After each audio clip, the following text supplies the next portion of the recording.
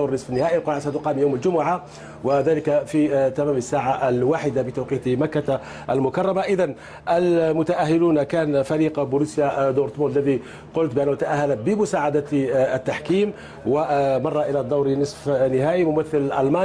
ممثل ألماني آخر بايرن ميونخ إذا تأهل الليلة وذلك على حساب اليوفي. غياب إذا الكرة الإيطالية في هذا الدور.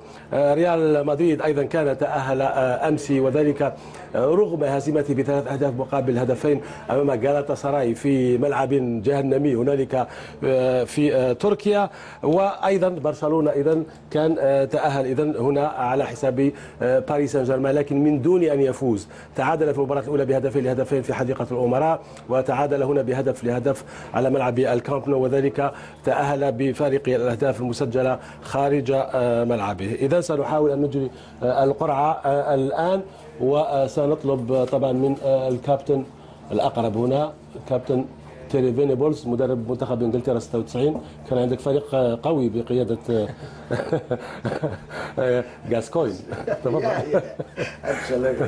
تأكيد كان الأفضل. إذا الفريق الأول هو بروسيا دورتموند. إذا ممثل ألمانيا الثاني سيلتقي من كابتن هو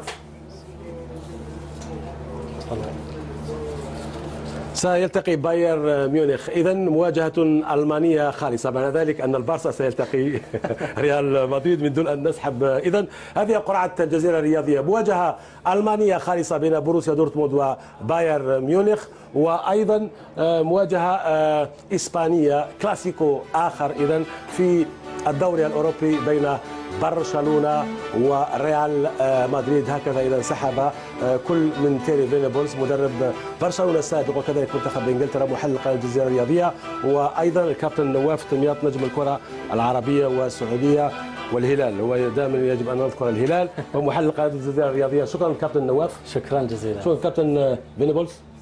Thank you very much. شكرا لكم أنتم أيضا أعزائنا المشاهدين وأشكر كل زملاء الذين رافقوني في هذه التغطية المباشرة من هنا لربع نهائي الدوري الأوروبي بين برشلونة وباريس سان جيرمان. التأهل طبعا كما تابعتم كان لصالح برشلونة. نلقاكم إن شاء الله في فرصة قادمة. إلى ذلك الحين دمتم في رعاية الله وحفظه وإلى اللقاء.